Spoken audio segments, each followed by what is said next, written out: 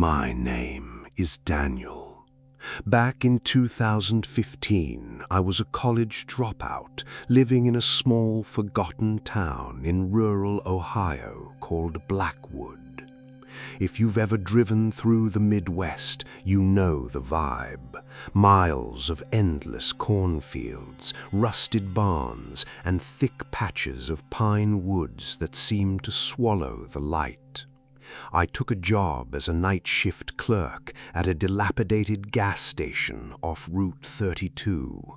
It was the kind of place that only stayed in business because it was the only pump for 40 miles. My shift was 11 p.m. to 7 a.m. In the beginning, it was just boring. I'd spend my time stocking shelves, drinking stale coffee, and nodding at the occasional long-haul trucker. But Tuesday, October 13th, was different. A thick, unnatural fog had rolled in, turning the glowing red neon sign of the station into a blurry, bleeding smudge in the dark. At around 1:15 a.m., the chime above the door let out a weak ring. A man walked in. He was tall, uncomfortably tall, wearing a yellow fisherman's raincoat that was slick with grime, even though it hadn't rained in days. He didn't look at the snacks, he didn't look at the drinks, he walked straight to the coffee pot and stood there. I watched him on the grainy monitor. He took a paper cup, placed it under the dispenser, but he didn't press the lever. He just stared into the empty cup. "Sir, you need some help with that?" I asked, my voice cracking slightly in the silence. He turned his head. It wasn't a smooth motion, it was a series of tiny robotic jerks. His eyes were sunken deep into his skull, and his skin looked like gray parchment. He didn't blink. "They're coming for the harvest, Daniel," he whispered. His voice sounded like sandpaper on wood. "Check the perimeter. They're already in the tall grass." Before I could ask how he knew my name tag was buried under my hoodie. He dropped the empty cup and walked out. He didn't have a car. He just stepped into the fog and vanished.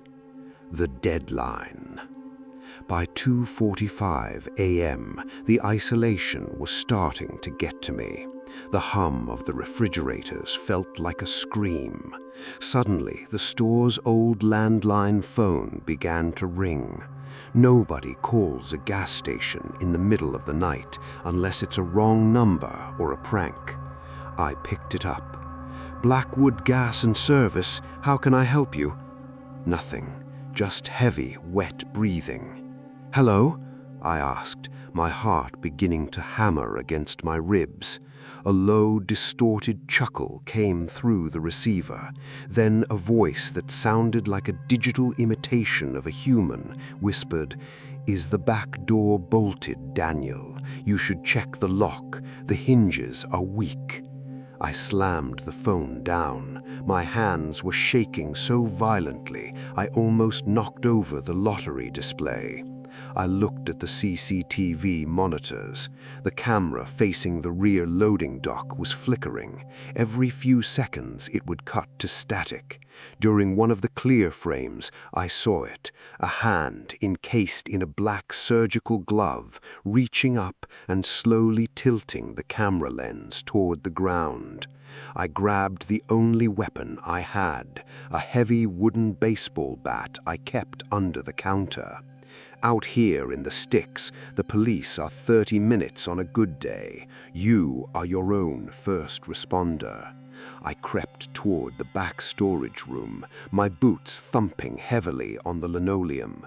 I looked through the tiny reinforced glass pane of the back door.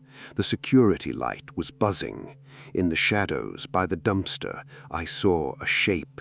It was too thin to be a normal person. Its limbs were long and spindly, crouching in a way that no human joints should allow. It was just waiting. I ran back to the register to call 911. I picked up the receiver.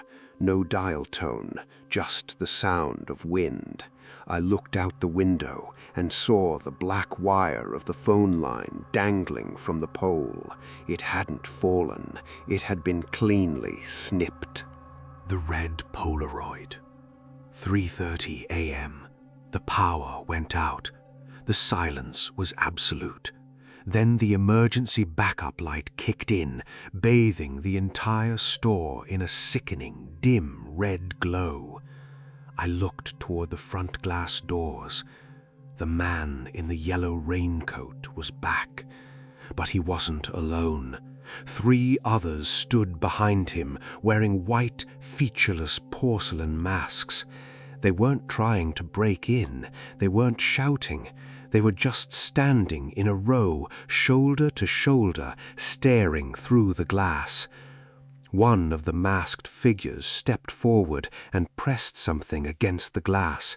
It was a Polaroid photo. In the dim red light, I leaned in to see it. My stomach turned to ice. The photo was of me. It showed me sitting behind the counter, head down, looking at my phone. The terrifying part, the angle of the photo was from inside the store. It had been taken from the ceiling vent directly above my head, probably less than 20 minutes ago. They had been inside with me the whole time. I didn't think. I bolted for the walk-in beer cave. It was a reinforced cold room with a heavy steel door that could be locked from the inside. I dived in, slammed the door, and threw the bolt. For the next hour, I huddled behind crates of Budweiser, shivering in the sub-zero temperatures. I could hear them through the door. They weren't looting the place. I heard the sound of glass breaking, but it was rhythmic. Clink, clink, clink. They were moving things, walking around, whispering in that strange, distorted language. At one point, someone tapped lightly on the steel door. Knock, knock, knock. "Daniel," a voice cooed from the other side. "We found your car keys. We're going to wait for you at your house." The morning after, I stayed in that freezer until the sun came up and the morning delivery driver found me. The store was a wreck, but as I suspected, the cash register was untouched. Not a single cigarette pack was missing. However, every single shelf in the store had been rearranged. All the products were now facing the back wall, and on the counter, where I usually sat, was a neat pile of Polaroids, dozens of them. Photos of me sleeping, photos of me eating, photos of me from the previous week's shifts.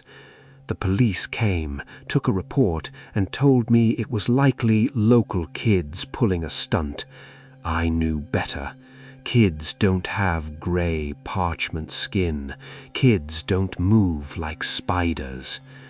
I moved to Chicago the next day. I left my car, my furniture, and that town behind. But sometimes, when I'm walking home late at night and a thick fog rolls in off the lake, I hear the faint sound of a camera shutter clicking behind me, and I realize they never said they were finished with the harvest.